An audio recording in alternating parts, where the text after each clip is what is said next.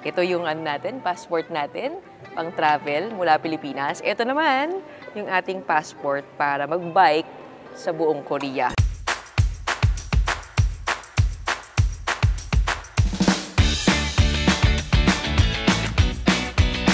Si Angelo Biker Dude at saka si Ian na si Andy Ahon. Ako naman si Woman in Action.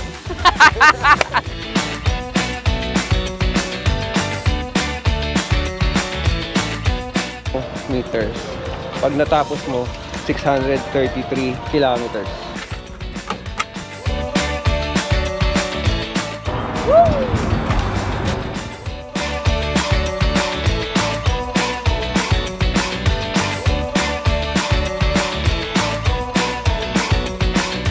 Ganda ng pot nila. Protected, separated sa mga sasakyan. Tapos, yung material na ginamit sa pots, hindi siya magiging madulas kapag umulan, kahit na mabasa siya.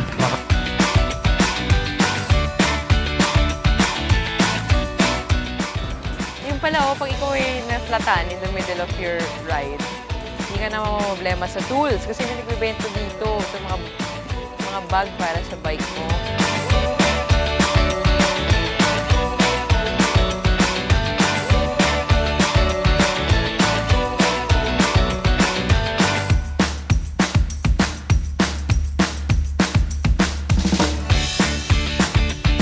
Ito, mag-bike!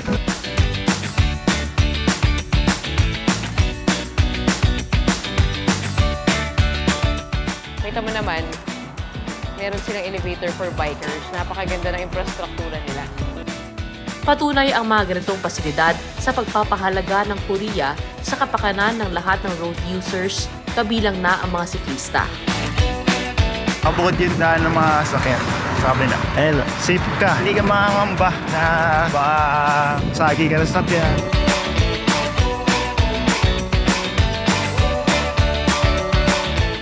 Daanan lang para sa bike. Ito doon sa sasakyan. Grabe.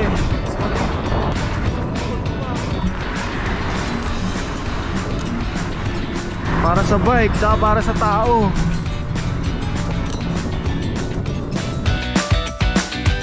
Takot ako ng konti dun sa packet ng bridge, pero napatunayan ko na napakaganda ng infrastructure nila.